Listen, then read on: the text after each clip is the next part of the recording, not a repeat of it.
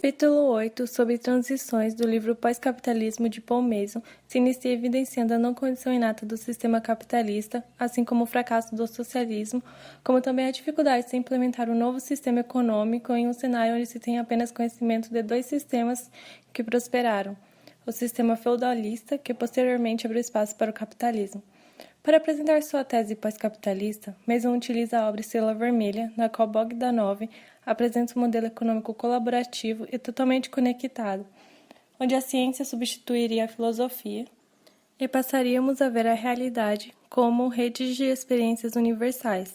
Assim como na utopia pós-capitalista, no romance a tecnologia seria utilizada para reduzir o trabalho a um mínimo, na qual a própria humanidade seria transformada, não apenas a economia.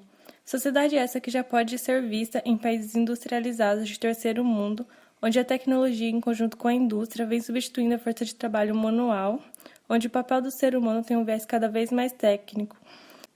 Essa perspectiva também se solidariza com o comunismo imaginado por Bogdanov em uma sociedade baseada em trabalho mental e sustentabilidade com um pensamento conectado. Na esfera pública soviética de Bavária, tinha se discutido em abolir o dinheiro, fazendo da previsão socialista uma questão concreta para a economia, se efetivando as economias planejadas, deixando de ser apenas mais um experimento mental. Contudo, Mises explica que não se pode abolir o dinheiro do sistema, pois com isso você também aboliria a fita métrica de oferta e procura, sendo a distribuição uma questão pura de conjectura, explicitando assim a falha na comunidade socialista. Pois a incerteza econômica, onde o resultado não pode ser estimado de antemão, nem determinado retrospectivamente mais tarde, não sendo possível calcular o plano, pois seria necessário elaborar milhões de equações, nas quais, após resolvidas, as informações nas quais elas foram baseadas já teriam ficado ultrapassadas, não obtendo resultado algum. Devido a isso, o socialismo só seria possível, admitia Mises, apenas se houvesse uma unidade reconhecível de valor que permitisse o cálculo econômico em que nem o dinheiro nem a troca estavam presentes, e só o trabalho poderia ser concebivelmente considerado como tal.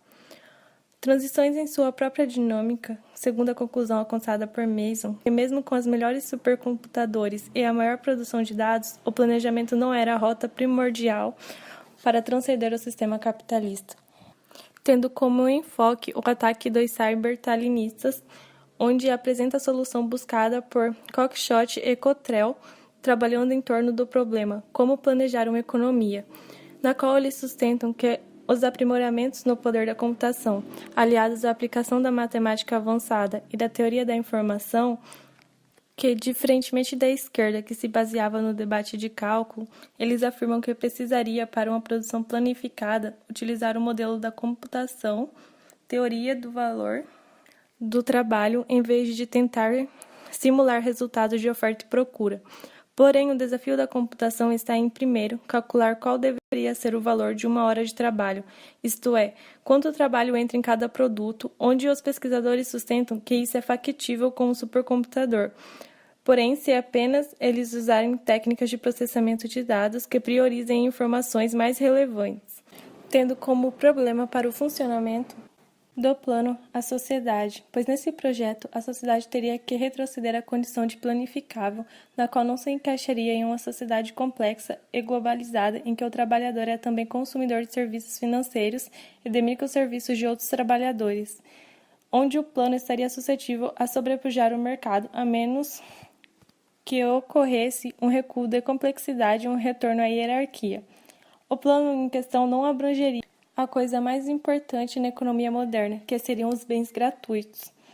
Nos impulsos de transição, Mason traz a causa do colapso do feudalismo e a ascensão do capitalismo, dando enfoque no papel da tecnologia em contraposição à importância das ideias, esclarecendo que a dissolução do feudalismo não tem se No capítulo 9, o motivo racional para pânico, Mason fala que toda vez que ele foi visitar um país que tinha passado por alguma crise econômica, ele perguntava o que os moradores achavam que era o fator que tinha deixado o país naquela situação, qual era o motivo da crise econômica, ele recebia respostas sobre o clima. Em alguns países tinham ocorrido enchentes, tsunamis, terremotos, e os países normalmente, os mais pobres, não conseguiam se restabelecer. Ele tece uma crítica falando que quando que as pessoas vão entender quando que vai chegar num consenso de qual crise que é a mais importante, a da biosfera ou da economia. Ele fala que a resposta materialista para essa pergunta é que os destinos tanto da biosfera quanto da economia estão interligados. Ele tece uma crítica dizendo que no mundo elitista das cúpulas sobre o clima se discute o que vai acontecer no futuro, quais são os próximos passos, o que o planeta vai vir a sofrer, mas que nos lugares periféricos a catástrofe já está acontecendo. Nos países mais pobres, as pessoas já estão morrendo com inundações, desmatamentos, tsunamis, e nos países mais pobres, onde isso ocorre, não tem a tecnologia que tem nos países desenvolvidos para se recuperar a economia. Então, muitas vezes os países entram numa crise extrema e não conseguem se reerguer. Então, as cúpulas que discutem o que vai acontecer, o que tem que ser feito, tem que começar a perceber que nos lugares mais periféricos, à margem da sociedade, as pessoas já estão sofrendo com esses problemas. Depois ele fala que, segundo o IPCC, o painel intergovernamental sobre mudanças climáticas, as situações climáticas extremas aumentaram muito na segunda metade do século. Ele falava que antes de 1945, da Revolução Industrial, as inundações, as enchentes, os tsunamis aconteciam muito menos do que acontecem agora. Além disso, ele fala que o IPCC diz que o fracasso em interromper a elevação das emissões de carbono aumentará as possibilidades de impactos graves e irreversíveis às pessoas e aos ecossistemas. Ou seja, enquanto as pessoas realmente não começarem a pôr em prática as políticas de reduzir a emissão de carbono, todo mundo vai estar mais suscetível a sofrer com os impactos aos ecossistemas, e as pessoas e os ecossistemas e a biosfera não vai sobreviver. Ele fala também que as autoridades e as ONGs dedicadas ao clima vêm produzindo vários cenários do que deve ser feito para deter o desastre. Só que a economia não é uma máquina simples, e do mesmo jeito que eles colocam essas crises como muito complexas, ele coloca a economia como uma máquina muito simples. E esse projeto de capitalismo, de pós-capitalismo, esse projeto de superação do capitalismo, ele precisa moldar suas prioridades em torno de um desafio da mudança climática, porque ele fala que mesmo que as políticas de redução de carbono sejam colocadas em práticas, a mudança climática ainda vai ocorrer, porque o planeta ainda vai sofrer com as consequências do que já aconteceu.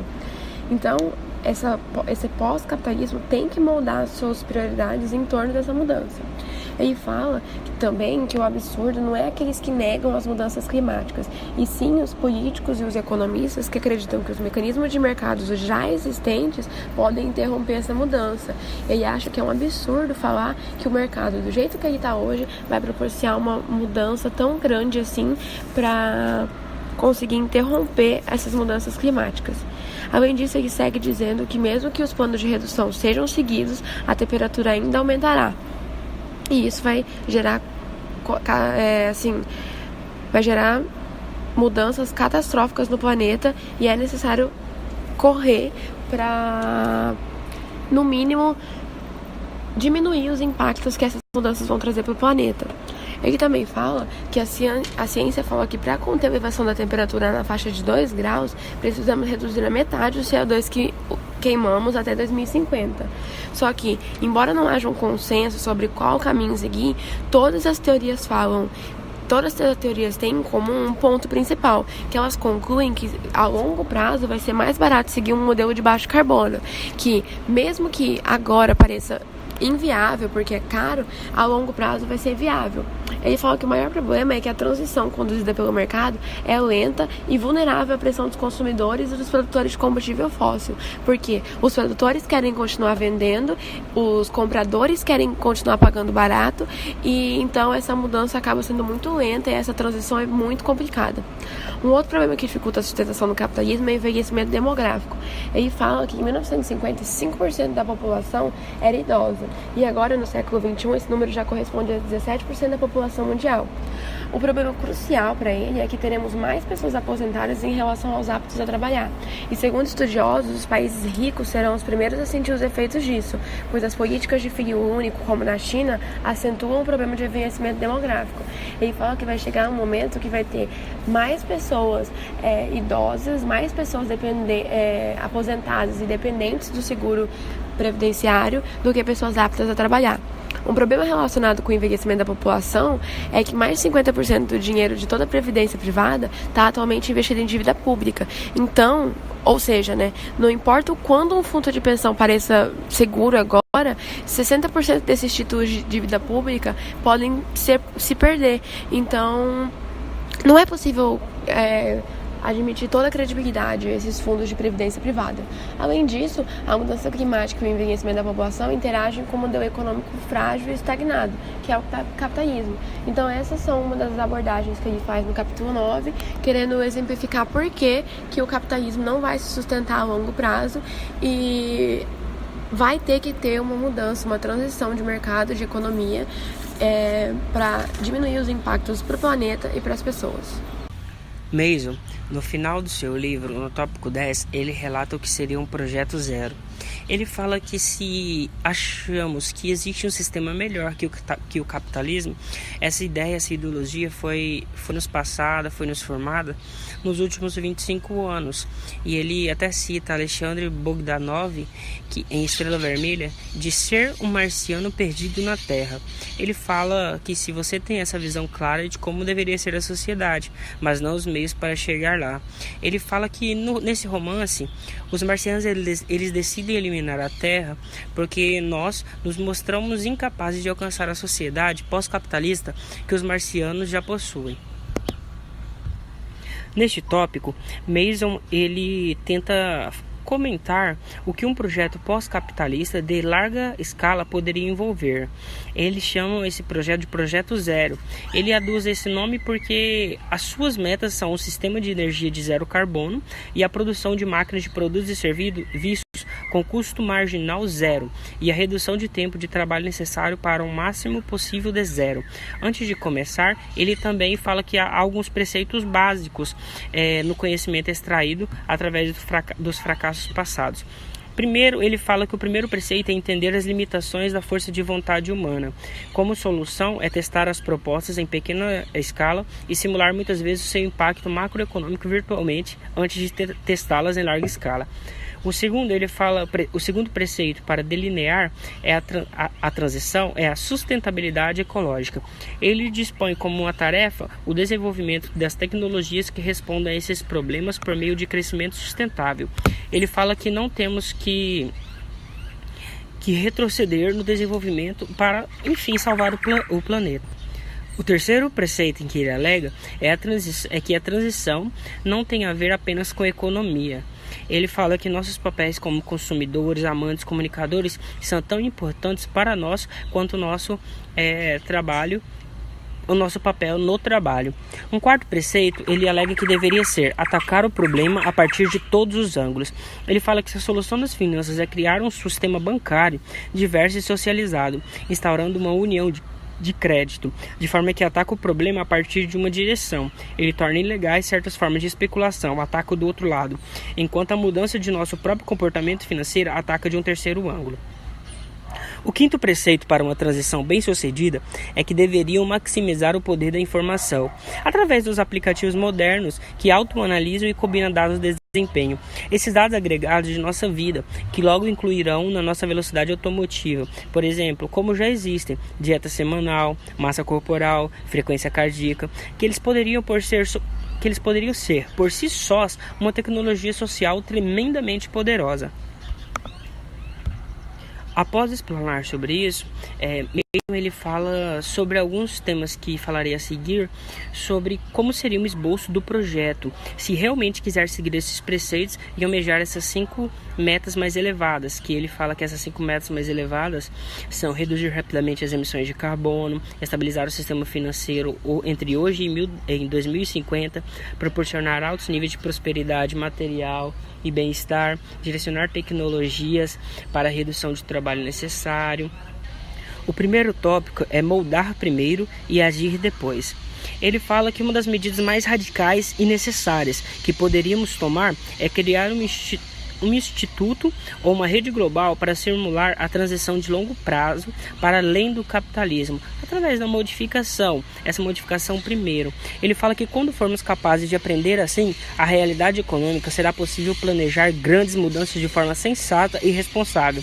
Do mesmo modo que engenheiros aeronáuticos simulam milhões de diferentes cargas de pressão sobre a cauda de um jato, seria possível simular milhões de variações do que acontece quando se reduz o preço de um par de tênis, a Nike, a um ponto entre os $190 atuais e o seu preço de custo, que provavelmente ele informa que não chegaria nem a 10. O seguinte tópico é o Wike Estado. Ele fala que enquanto o campo de atuação é desafiador, esse campo de atuação ele se torna muito mais desafiador quando nos relacionamos ao Estado, porque precisamos pensar assertivamente sobre o seu papel na transição para o pós-capitalismo. Ele fala que o Estado deve agir como propiciador de novas tecnologias e modelos de negócio, mas sempre com olho no modo como eles encaixam nos objetivos e preceitos estratégicos traçados anteriormente. Seguindo, ele fala de expansão do trabalho colaborativo. Ele fala que para promover essa transição, precisamos de uma virada decisiva rumo a modelos colaborativos de negócio. Ele fala que numa transição baseada na conexão em rede, modelos de negócio colaborativos são a coisa mais importante que podemos cultivar. Ele fala que precisamos evoluir, porém, não basta que sejam atividades não lucrativas. A forma pós-capitalismo de cooperativa tentaria expandir a atividade fora do mercado, sem controle gerencial e não baseado no dinheiro, contra a base de uma atividade de mercado por onde ela faça parte. O objetivo das atividades seria de normatizar o pós-capitalismo e privilegiar a rede Wi-Fi de acesso gratuito na aldeia de montanha em detrimento de outros direitos dos monopólios de comunicação. A partir de mudanças pequenas assim, ele relata que novos sistemas poderão se desenvolver. Sequencialmente, ele fala de suprimir ou socializar monopólios. Ele fala que para promover a transição, esse mecanismo de defesa ele tem que ser eliminado.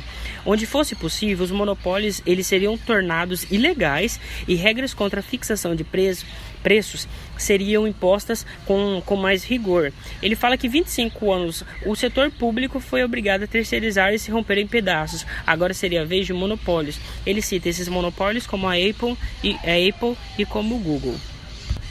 Mason relata ainda da forma de socializar o sistema financeiro.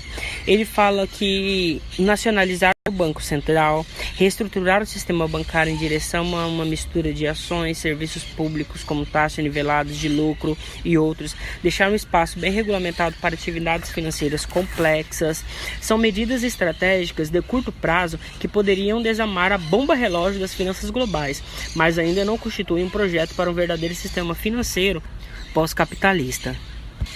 Ele aduz que essas mudanças nos levam ao que provavelmente é a maior mudança estrutural necessária para fazer o pós-capitalismo acontecer, que é pagar uma renda básica a cada um. Ele fala que nesse projeto pós-capitalista, o propósito dessa renda básica é radical. Primeiro é formalizar a separação entre trabalho e salário.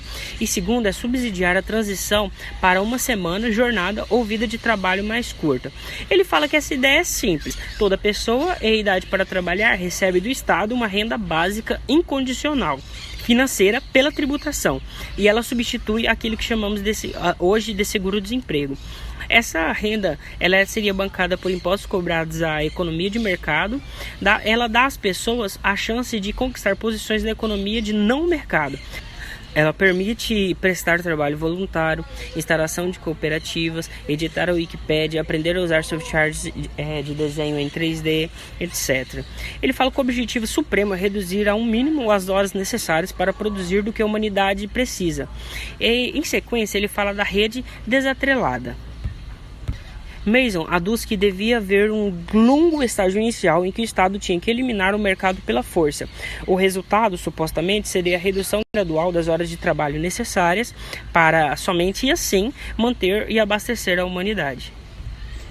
Em conclusão, Mason fala que depois de tudo isso, o que estamos tentando fazer é empurrar, quanto for possível, da atividade humana para uma fase em que a labuta necessária para sustentar uma vida muito rica e complexa, ela iria diminuir, e em que a quantidade de tempo livre ela iria aumentar, e que nesse processo, a fronteira entre as duas coisas, ela fique mais embaçada. como método final para que isso efetivamente aconteça, Mason ele traz o tópico libertar o 1%. Ele fala que o que acontece com o 1% mais rico da população mundial, ele fica mais pobre e, consequentemente, mais feliz, porque é duro ser rico. Ele fala que a autocrença daquele 1% diz-lhes que o capitalismo é bom, porque ele é dinâmico, mas o dinamismo só é de fato sentido onde há suprimentos abundantes de mão de obra barata e democracia reprimida, e onde a desigualdade é crescente.